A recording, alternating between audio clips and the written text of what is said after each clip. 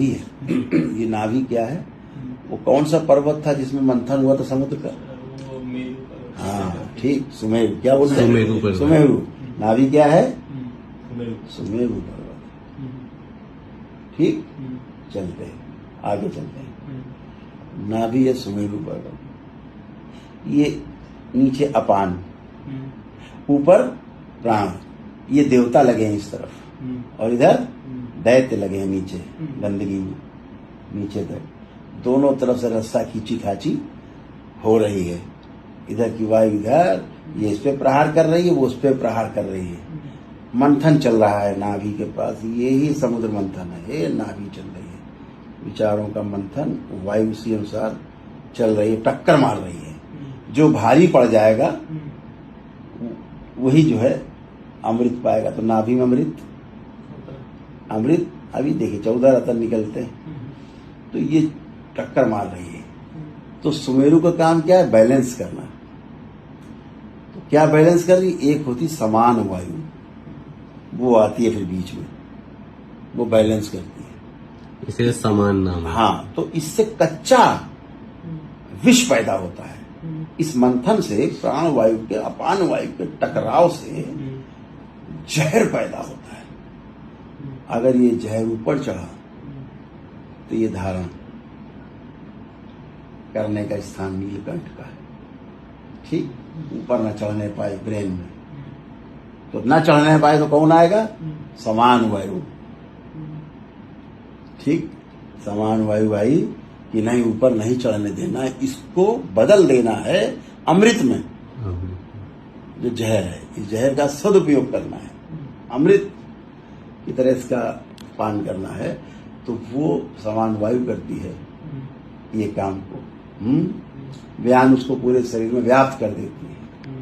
ठीक है, तो ये जो समुद्र मंथन है, ये नाभि हमारी जो है जरा सी हटती है तो पूरा दिन भर खराब हो जाता है।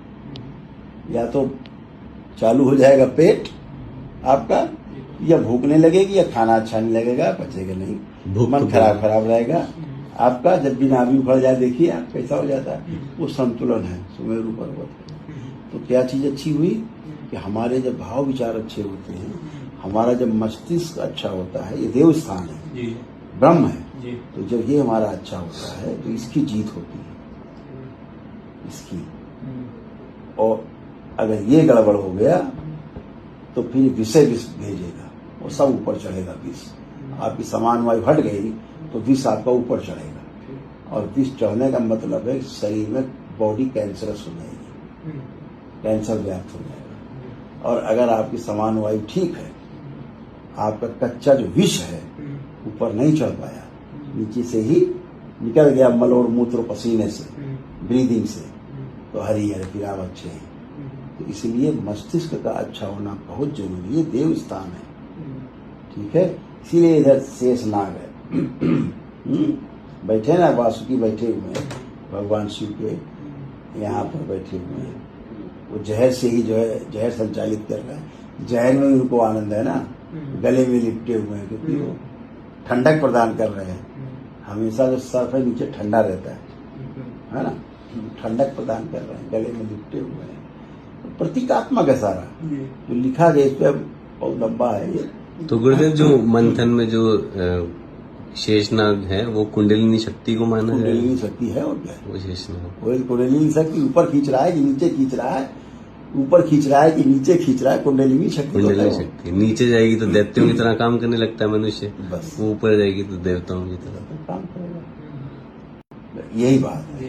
तो देव स्मृतियां और दैत्य स्मृतियां, अच्छे भाव विचार, बुरे भाव विचार, सकारात्मक या नकारात्मक। सकारात्मक देव स्मृति है, नकारात्मक दैत्य स्मृति है। इन दोनों का मंथन है। तो ज्यादा जो भारी पड़ जाता है उससे फिर विष उत्पन्न होता है, विष से स्वेलिंग उत्पन्न होती है मस्तिष्क में, स्वेलिंग से फिर ट्यूमर बनने लगते हैं धीरे धीरे। रक्त और ऑक्सीजन की सप्लाई कम होने लगती है ब्रेन में, फिर वहाँ ट्यूमर बनने लगते हैं। क्योंकि रक्त में जो हीमो होता है, हीमो का काम होता है जहाँ पर खून की सप्लाई हुई है वहां पर जाकर के वो रक्त ने अपना काम किया आखिरी लास्ट ब्लड वेसल्स तक, और वहां पर चीजों को, ऊर्जा को जलाया, ऑक्सीजन भी साथ में गई तो चीजों को जलाया, वहां कार्बन जो बना, ऊर्जा बनी, ऊर्जा कंज्यूम हो गई, जो कार्बन बना तो फिर से रक्त जाता है, उस कार्बन को अपने में समेट के लाता है और फिर इससे निकालता है, उसको हम बोलते हैं कार्बन डाइऑक्साइड। तो कार्बन को इससे निकाल देते हैं, ठीक है, एक रास्ता है कार्बन निकलने का। लेकिन जब वायु वहां जाएगी नहीं, प्राणवायु, ऑक्सीजन जाएगी नहीं ब्रेन में, तो वहां से कार्बन को लेके कैसे आएगी, कार्बन डाइऑक्साइड कैसे बनेगी, निकलेगी नहीं तो कार्बन इकट्ठा होने लगेगा, कार्बन इकट्ठा होने लगेगा तो वही धीरे ट्यूमर बन जाएगा, गांठ, और फिर वो सप्लाई रोकेगी।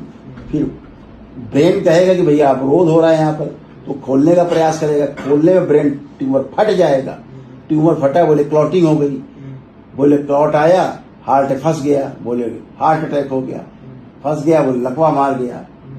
ये है, तो ब्रेन को ठीक रखना है, ये ठीक तो ये सब ठीक, ये नहीं ठीक तो कुछ भी नहीं ठीक, समझ रहे ना। इसलिए स्थूल रूप में इसको ठीक रखना है। जैसे हमेशा ठीक बच्चों का ठीक है, और अपना प्राणायाम और सब कर रहे हैं, आसन प्राणायाम कर रहे हैं, उससे उनका ठीक रहता है, बना रहता है। लेकिन अब गड़बड़ हो गया है तो अब ये औषधि से ठीक होगा। और संसार में ऐसी कोई औषधि आज तक नहीं बनी है जो ब्रेन की स्वेलिंग को दूर कर दे, न खाने वाली न लगाने वाली।